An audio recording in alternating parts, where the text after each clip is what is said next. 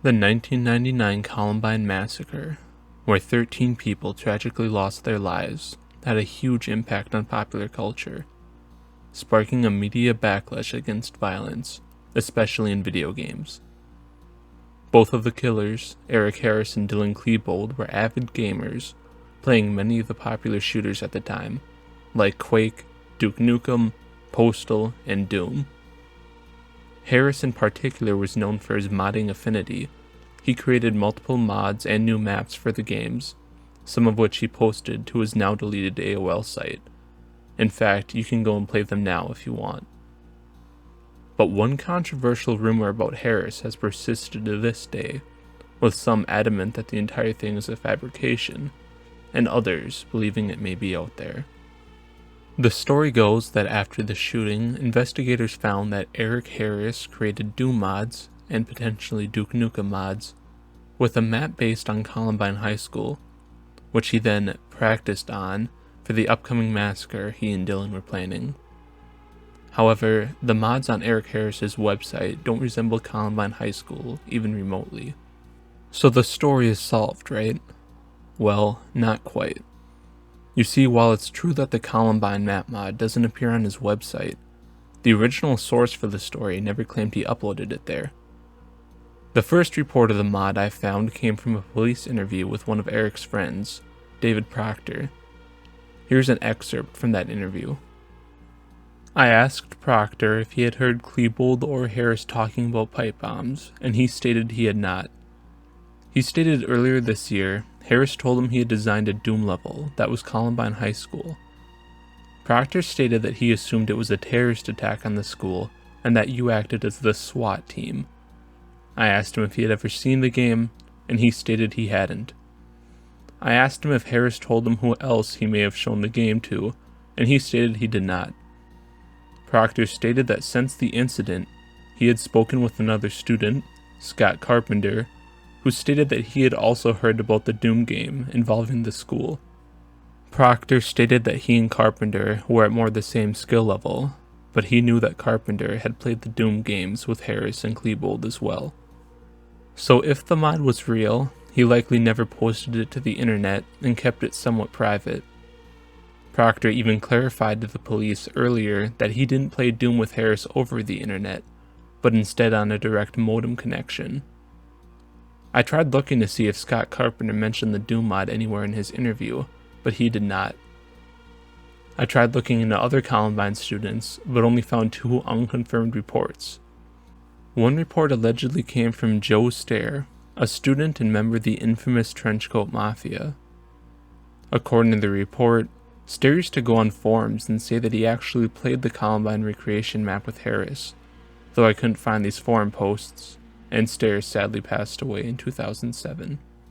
The other report came from the Denver Post, and detailed some of the allegations.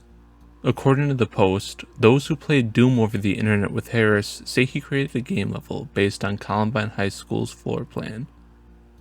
Authorities say they confiscated a copy of the floor plan from Harris's house, which noted good places to hide, and spots with poor lighting. He actually made a level of Doom that was the same layout as the high school, one metro area young man, who asked not to be identified, said during a visit to the memorial set up at the school. He called the level CHS. It was as close as you can get for a computer game. It wasn't the entire school, you couldn't make levels that big, but it was definitely part of it.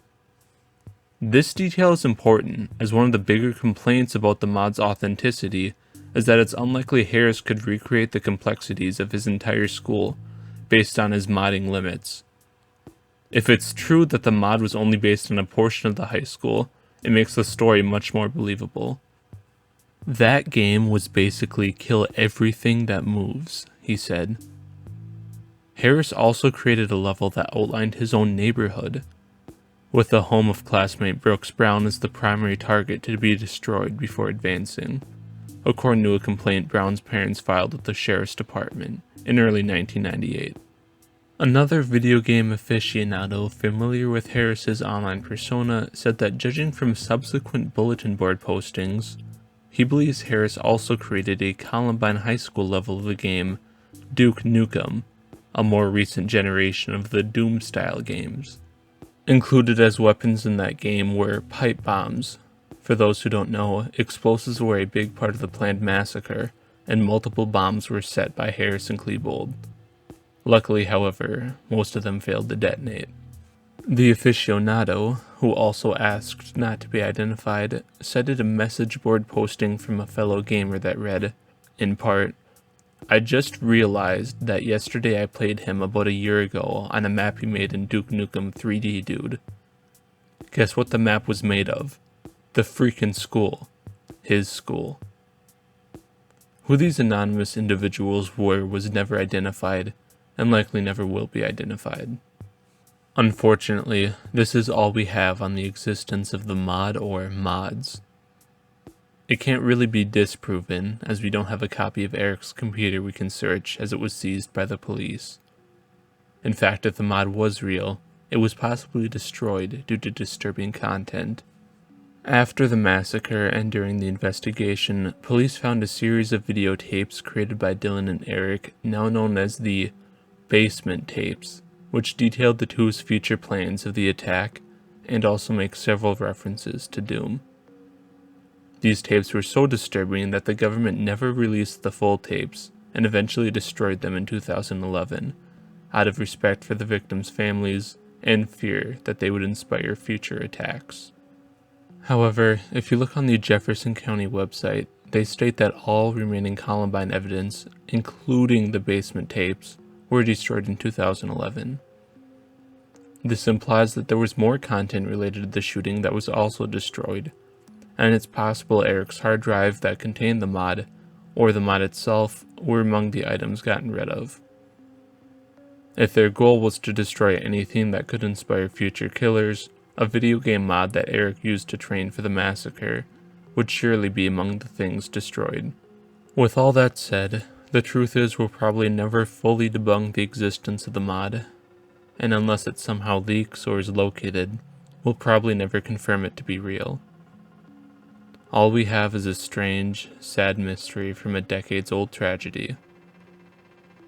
However, if you have any information on the mod, or Joe Stair's forum posts, feel free to share them with me below. If you have any comments or questions in general, you can post them below, or contact me on Twitter and Patreon. I will see you in the next video.